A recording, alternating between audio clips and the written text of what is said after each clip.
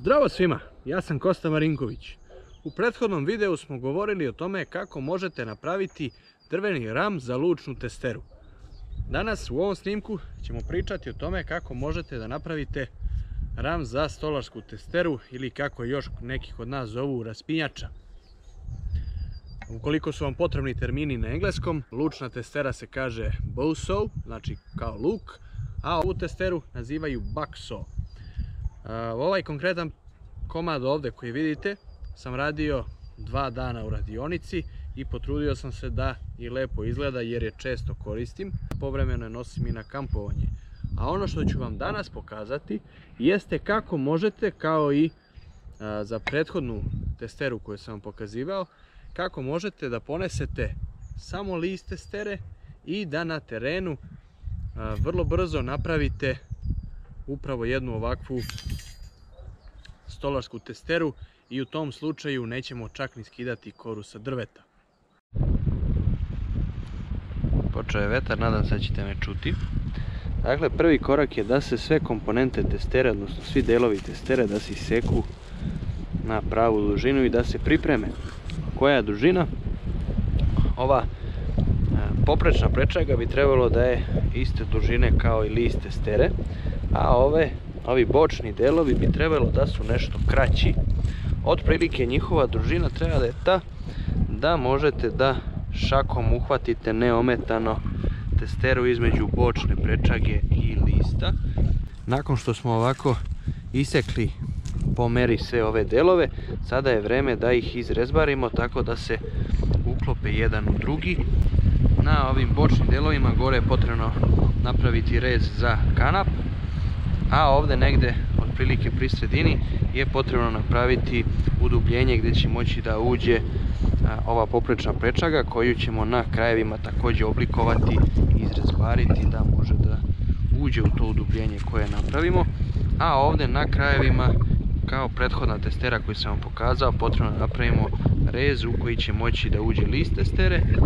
I evo kako bi to trebalo da izgleda. Na jednom bočnom sam to već napravio, znači gore pri vrhu imamo ovaj žlijeb ovdje u koji će ući kanap, a evo kako izgleda ovaj koji je otprilike na sredini i on bi trebalo bude kompatibilan sa ovom poprečnom, tako da može da uđe i gdje ima prostora za malo pomeranje kada se bude zatezala testera. Sada ću vam pokazati kako to da izrezbarite na ovom drugom primjeru. Za početak hoću da ih postavim jedan pored drugoga kako bih obeležio da bude na jednakoj visini i jedno i drugo udubljenje. Kod ovog gornjeg udubljenja je dovoljno da samo pritisnite s nožem, što će napraviti donekle rez do neke dubine i zatim sa donje strane skidate malo po malo i kad treba ponovo samo secnete sa gornje strane. Naravno, ovo je lakše ako spustite na neku čvrstu podlogu kad radite, onda imate čvrst oslonac.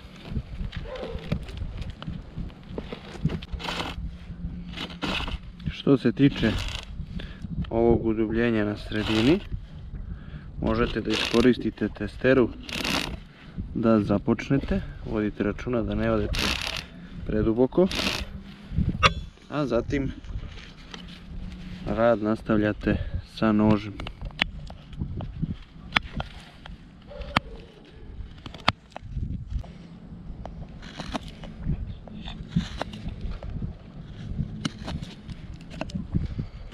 Eto ga. I sada je naravno potrebno napraviti ovaj deo na poprečnoj prečagi i da vodimo računa da je jednako okrenut kao i ovaj.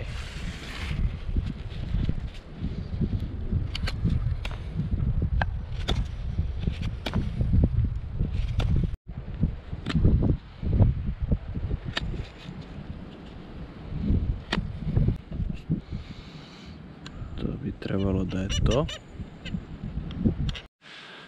Da bi se list testere ovdje ubacio, mora se napraviti onaj rez.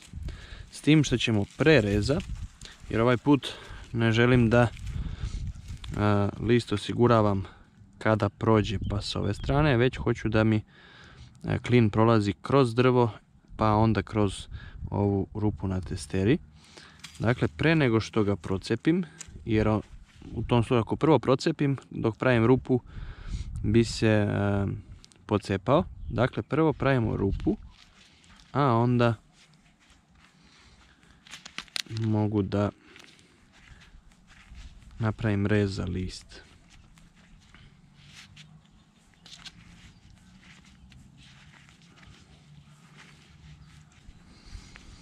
Naravno, jako je bitno da pravilno okrenete ovu bočnu stranu i da rupa bude u pravom smeru.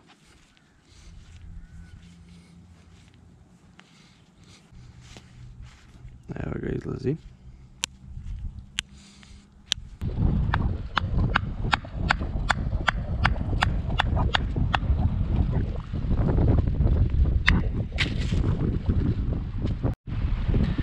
Sigurno da bi bilo više u buškaft stilu kada bih ovdje stavio drveni klin, ali kao što sam pomenuo nekad u jednom od prethodnih snimaka, metalni klin, odnosno šraf u ovom slučaju, je mnogo bolji, zato što kada se testera nategne koliko je potrebno da bi mogla da iseče neko drvo, kada se stavi drveni klin, velike su šanse da će da ga preseče, jer ovaj list je tanak i kada tako nešto tanko, a metalno napne tanak drveni klin, on puca, a ovaj metalni neće. A šraf je bolji od eksera zato što može da se stavi navrtka s druge strane, a ekser može da ispade na jednu stranu.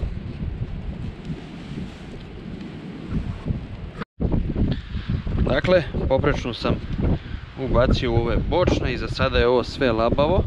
Kanap sam samo stavio okolo, treba da vežete tako da može da se nabaci, a da nije previše zategnuto. I sada treba ubaciti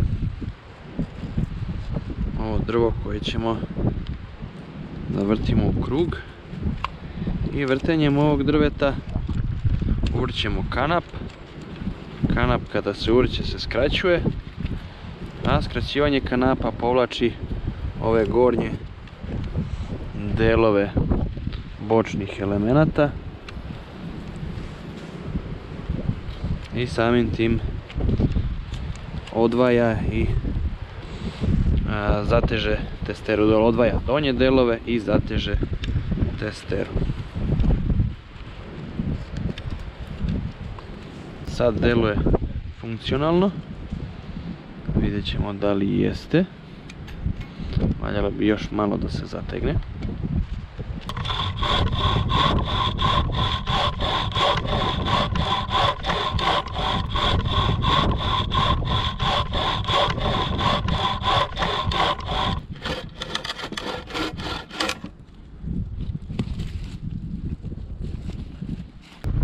Ovo je dakle bio jedan od načina kako može da se napravi ram za stolarsku testeru direktno na terenu.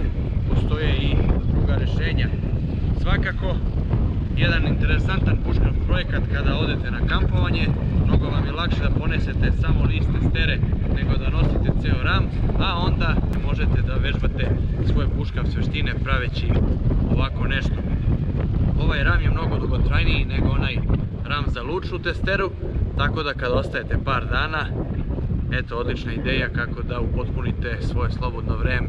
Hvala puno na podršci koju mi pružate gledajući moje snimke. Za dodatnu podršku zapratite moj kanal, a snimke lajkujte, komentarišite i delite sa prijateljima. Do sljedećeg viđenja.